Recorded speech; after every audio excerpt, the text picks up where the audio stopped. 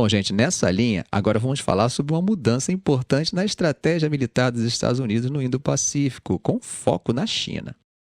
O governo americano está acumulando um arsenal de armas antinavio relativamente baratas e fáceis de produzir, como parte de seus esforços para dissuadir a China na região e preparar suas forças para possíveis conflitos futuros. Esse movimento se alinha com uma nova filosofia militar dos Estados Unidos que muitos especialistas estão chamando de massa acessível. Bom, a ideia é ter em mãos uma quantidade vasta de armas de baixo custo para compensar o volume e o poder de fogo do exército chinês.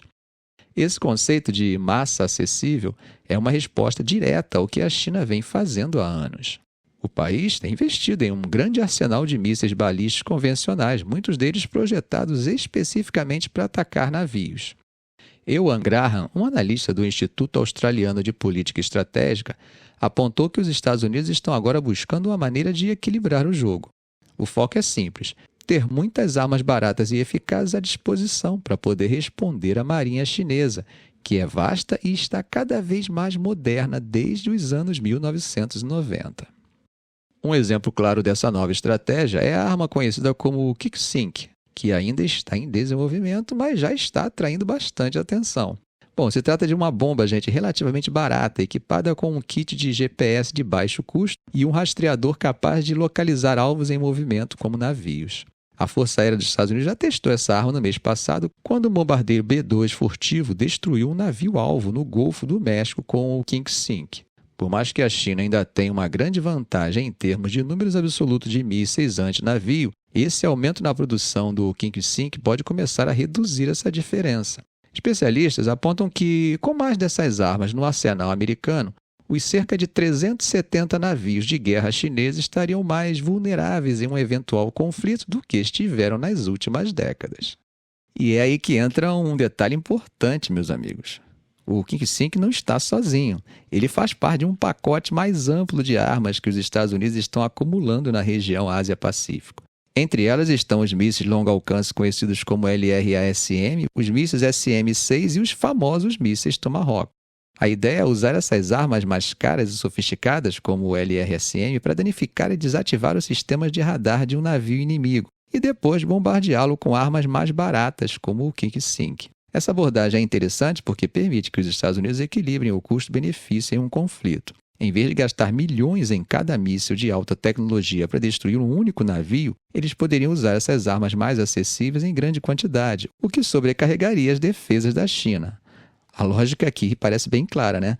Em um cenário de confronto, se houver uma massa crítica de armas baratas sendo disparadas, mesmo as defesas mais robustas da marinha chinesa teriam dificuldades em interceptar todas elas. E os números falam por si. Os Estados Unidos estão aumentando bastante a produção de mísseis antinavio e já planejam adquirir mais de 800 mísseis SM-6 nos próximos 5 anos.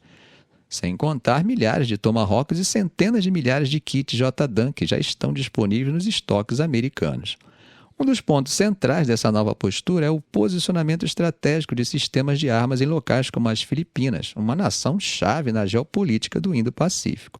Em abril, o exército americano já havia testado seu novo sistema de baterias móveis de mísseis Tipon nas Filipinas.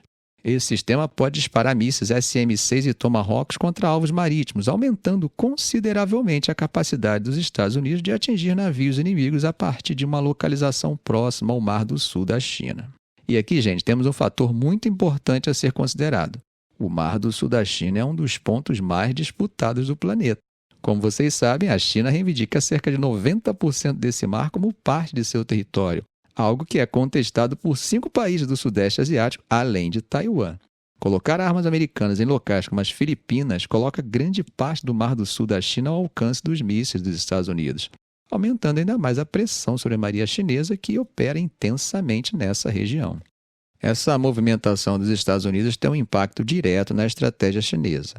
O analista Colin Kaur, do Instituto de Estudos Internacionais Rajaratnam, em Singapura, destacou algo muito interessante.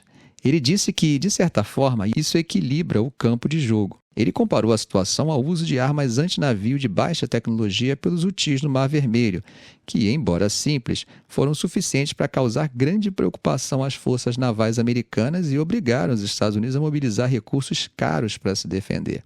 Cor ressaltou que, no caso das armas antinavio, o custo de defesa geralmente pesa mais do lado do defensor. Ou seja, mesmo com um arsenal menor de mísseis ofensivos, ainda é possível projetar um nível considerável de dissuasão.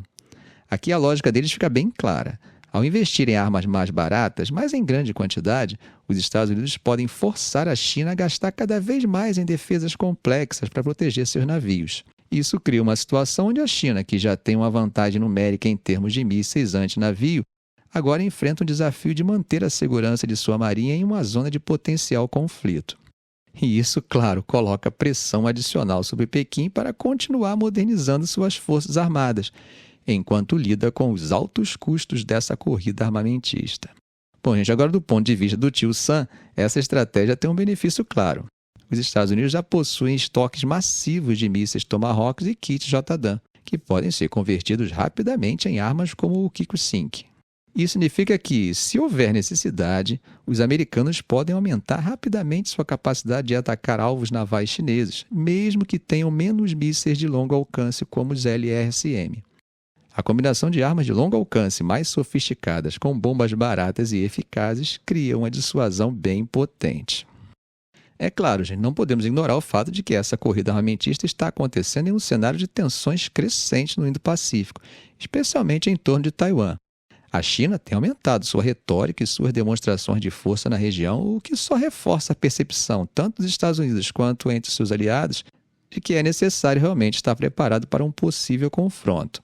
A presença de armas americanas nas Filipinas, por exemplo, não só fortalece a posição dos Estados Unidos no Mar do Sul da China, como também envia uma mensagem clara a Pequim: qualquer tentativa de agressão não ficará sem resposta. Como vocês podem perceber, ninguém está querendo diminuir as tensões.